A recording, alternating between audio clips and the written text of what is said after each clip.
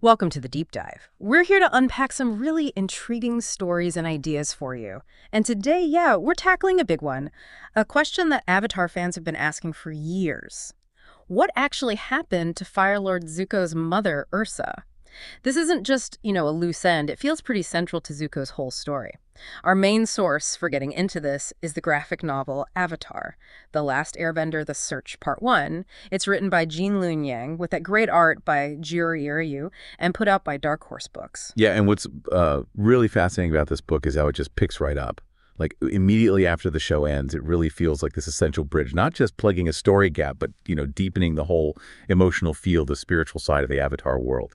So our mission today really is to unpack those first clues we get. And some of them are really surprising. Oh, yeah. Look at these alliances that pop up, totally unexpected, and just explore these unique things that really kick off this massive search for Ursa. Okay, and speaking of unexpected, this quest gets going fast, doesn't it? Like, the first major twist in The Search Part 1 involves bringing back probably the most volatile character in the whole series, Azula. Mm-hmm. And she's not just, like, a background player. She's right in the middle of this thing, even though she's in a pretty disturbing state. Yeah, exactly. Okay. We first see her, and she's confined, right? Attacking guards, clearly unstable. But even like that, you still see how formidable she is. Mm-hmm. Ty Lee recognizes her, which is a moment in itself. But what's really gripping is Zuko's interaction with her. Here he is, the new Fire Lord, leading with his sister, the one who tormented him. He's asking her for help. He actually asks, tell me, how do I get to you and Mai without you trying to make me lose your fear of her? Which is kind of a tangled question. It really is. Shows how messed up things are. And Azula's reply, you're not making any sense, Ella. I mean, it just highlights how gone she seems.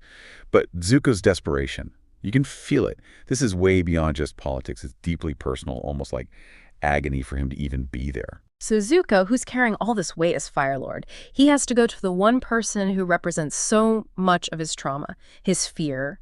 It forces him to deal with Azula directly, but also maybe all those psychological scars she left him with, all just to find out this biggest secret of his life.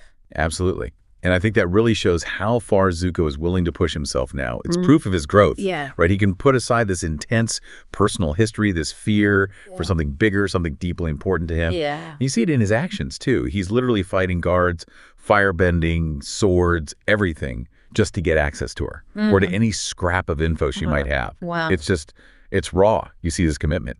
So while this really tense alliance is starting to form, the graphic novel is also super clear that this whole deep dive is fundamentally Zuko's personal mission.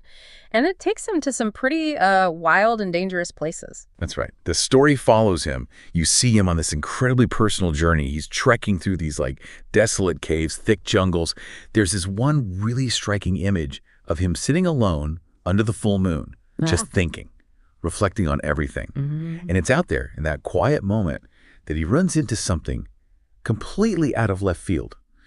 This huge, glowing, blue wolf creature just drinking water initially. Okay, and this isn't just some random monster Zuko finds in the woods, is it? Because this feels like where the story really takes a turn. This wolf becomes something bigger, more mystical. It feels like it changes the whole scope of the Avatar world somehow. You really nailed it there. This blue wolf, it's not just an animal. It's revealed pretty quickly to be a spirit, a powerful one. We see it interact with Zuko, and then later the whole Aang, Sokka, Katara, they run into it too. Right. And its presence just immediately dials up the mystical side of the series. It suggests this deeper connection, maybe a shift between the spirit world and the human world. And the wolf talks, which is huge. Yeah. Aang even says something like he feels a spiritual vision on your fur, and also that the wolf spirit just tried to eat my head, which is quite the introduction. Definitely memorable.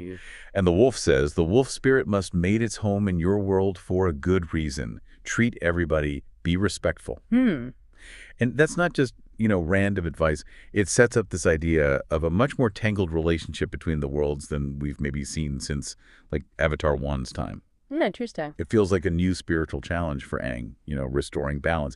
And it hints that Zuko's search might cross into realms he wasn't expecting. Right. This spirit showing up, its message. Yeah. It really pushes against how they, and maybe how we, thought the worlds coexisted. Okay, so the spirit's arrival raises the stakes immediately. Wisdom, power. But before we can really process what it all means, things get physical, right? We get, as Sokka perfectly puts it, a giant animal mega brawl. Huh. Yes, that's a really key moment. You get this intense fight between Appa, good old Appa, and Hmm. this huge blue wolf spirit. And Appa actually manages to win, surprisingly maybe. He injures the spirit, leaves it making these like gurgling sounds, Ooh. but then comes maybe the most genuinely shocking twist in part one, something that just flips your expectations about these characters. Teamwork. The really, really unexpected teamwork. Exactly. In this totally stunning moment, Zuko and Azula, they work together. Wow. Using their bending to actually heal the wolf spirit they were just, well, indirectly fighting. You see Zuko create this sphere of blue energy, almost gentle-looking with cherry blossoms in it, which is so different from his usual firebending, right? It feels, I don't know, almost like life-giving. Yeah, completely different vibe. And Azula's right there. Her hands are glowing with the same blue energy. And she even mutters, almost like she can't help it, "You're welcome." Get out, Azula. Azula. It's mind-blowing. Yeah. It suggests maybe there's this hidden potential in her for something constructive, not just destruction. And for Zuko, it feels like this embrace of his more compassionate side, his leadership style. It's just a fleeting moment, but it hints maybe there's some deep connection under all the hate. Yeah. It really messes with how you see their whole relationship. It pushes the boundaries of what you thought they could ever do together. Man, this deep dive into Avatar, The Last Airbender, The Search Part 1 has given us so much to chew on, hasn't it? You've got Zuko's incredibly personal quest, which forces him into this painful alliance with Azula. Then there's the introduction of this talking spirit, literally bridging worlds. It really sets things up. It absolutely does. And you see how these graphic novels aren't just like a filler. They seriously expand the world. They enrich the characters in really significant ways. They push past what fans thought they knew about Zuko's history, about Azula's potential, I guess, and about how the spirit world even interacts with the human one. So as we wrap up this part of the deep dive, here's something to think about. How might these desperate circumstances, Zuko needing his mother, the sheer unpredictability of relying on Azula, how might that force both Zuko and Azula to face their shared past in new ways? And could it maybe push them onto unexpected future paths, perhaps even change what balance means for the Fire Nation and, the whole Avatar world?